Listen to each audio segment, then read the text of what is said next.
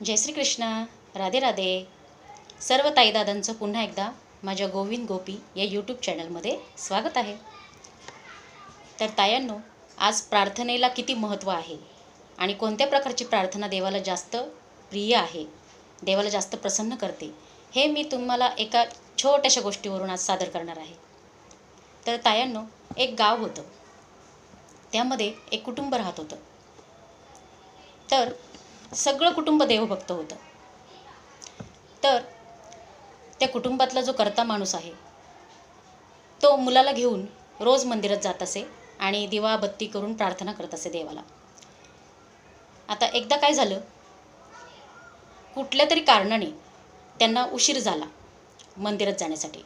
तेव्हा त्यांचा मुलगा काय म्हणतो मनामध्ये की अरे, आज तर माझ्या वडिलांना उशीर होत आहे मंदिरात जाण्यासाठी, तर मीच जाऊन का नाही दिवा लावायचा देवाला. मग मीच जाऊन दिवा लावला तर चालेल. मग तो स्वतः जातो आणि दिवा लावतो देवासमोर, अगरबत्ती लावतो. तेवढ्यात मागून त्याचे वडील येतात आणि त्यांना अगरबत्तीचा सुगंध येतो. त्यांना असं वाटतं मला तर आज मंदिरात यायला उशीर झाला, मग दिवा कोणी लावला, म्हणून ते डोकून मंदिरात पाहतात. तर त्यांचा मुलगा तिथे असतो. तेव्हा तो प्रार्थना करत असतो देवाला. तर त्याचे वडील गुपचूप मंदिराच्या दारात राहून त्याची प्रार्थना ऐकत असतात. तर तो असे प्रार्थना करत असतो देवाला की देवा, तू माझ्या घरच्यांना सगळ्यांना सुखी ठेव, आनंदी ठेव. कारण माझे वडील कष्ट करतात, आमच्यासाठी पैसे कमवून आणतात, त्यामुळे आम्ही सगळं आमचं कुटुंब खातो पितो, आनंदात राहतो. त्यामुळे माझ्या वडिलांना सुखी ठेव, आनंदी ठेव. माझ्या आईलाही सुखी ठेव, आनंदी ठेव. कारण ती दिवसभर आमच्यासाठी राब राबते, छान छान स्वयंपाक करते, आम्हाला जेवण करून वाढते. त्यामुळे आम्हाला तिच्या हातचं खायला मिळतं आणि आमची तब्येत चांगली राहते. त्याच्यामुळे तिलाही सुखी ठेव, तिलाही आनंदी ठेव. आणि माझ्या मित्रांनाही सुखी ठेव जे माझ्याबरोबर खेळतात. कारण ते अभ्यास करून माझ्याबरोबर खेळायला येतात आणि मीही माझा अभ्यास करून त्यांच्याबरोबर खेळायला जातो. त्यामुळे मला आनंद भेटतो. त्यामुळे माझ्या मित्रांनाही तू सुखी ठेव, आनंदी ठेव, जेणेकरून आम्हाला रोज खेळता येईल. आणि सगळ्यात महत्त्वाचं, तू स्वतःची काळजी घे. कारण तू सगळ्यांची काळजी करतोस, तू सगळ्यांना सुखी ठेवायचा प्रयत्न करतोस, सगळ्यांचे कष्ट निवारण तू करतोस. पण तुझी काळजी कोण घेतं हे मला माहीत नाही. त्यामुळे मी तुला सांगतो की तू स्वतःची काळजी घे.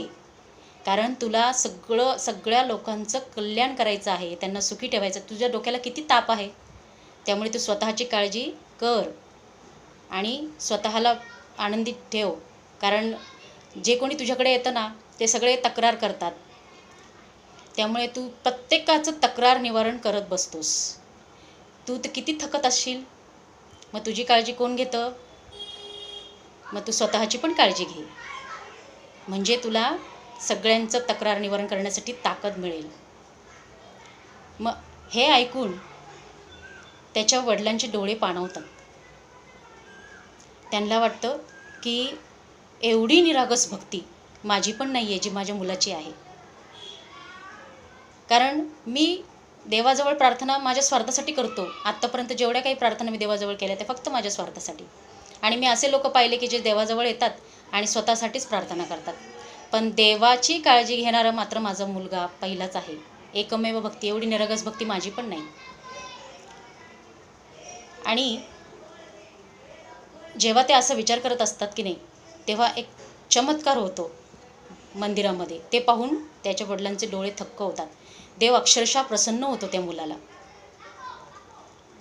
आणि त्या मुलाला देव म्हणतो की बाळा, सगळेजण माझ्याकडे येतात ना, त्यांची तक्रार घेऊन येतात आणि ते निवारण करता असं मला सांगतात. मलाही तेवढा कष्ट पडतात सगळ्या गोष्टींचे.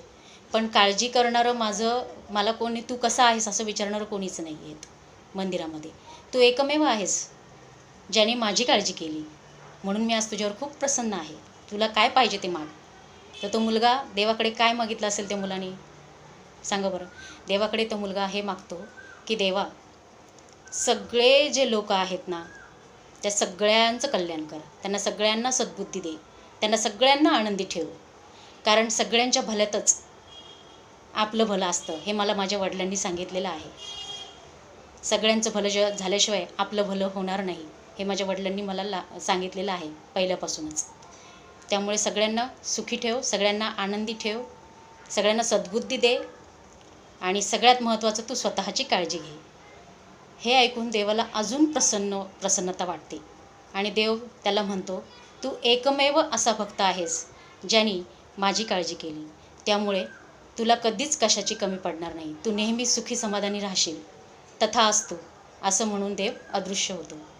आता हे या मुलामुळे त्या वडिलांचंही म्हणजे जे वडील रोज मंदिरात येत होते त्यांना कधी देवाने दर्शन दिले नाही, पण त्यांच्या मुलाच्या निरागस भक्ती पाहून देवाने दर्शन दिले, तेव्हा वडिलांनाही त्या देवाचे दर्शन झाले. मग अशी प्रार्थना आपण करतो का?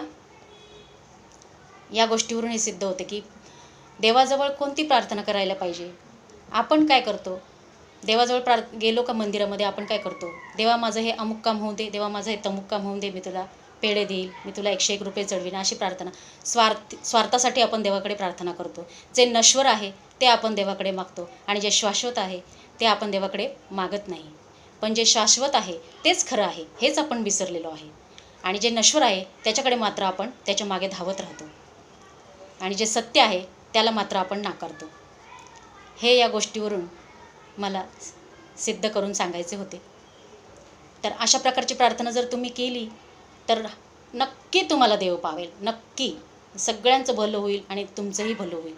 आपल्या भल्यातच आपल्या भल्यातच आणि लोकांच्या भल्यात सगळ्या जगाचं भलं आहे हे लक्षात घ्या. सगळ्यांचं भल्यात आपलं भलं, आपल्या भल्यात सगळ्यांचं भलं, सगळ्यांचंच कल्याण. म्हणून आपलंही भलं करा, लोकांचंही भलं करा, सगळ्यांचंच भलं करा, हे या गोष्टीवरून सिद्ध होतं. अशी प्रार्थना देवाकडे केली ना तर देव नक्की पावेल, ही खात्री आहे आणि सगळं जग सुखी होईल. तर बघा, जर ही गोष्ट आवडली असेल तर तुम्ही शेअर करा, लाईक करा, सबस्क्राईब करा, ज्यामुळे आम्हाला प्रेरणा मिळेल. ठीक आहे. गोष्ट ऐकल्याबद्दल, व्हिडिओ बघितल्याबद्दल धन्यवाद. जय श्री कृष्ण. राधे राधे. हरे कृष्ण.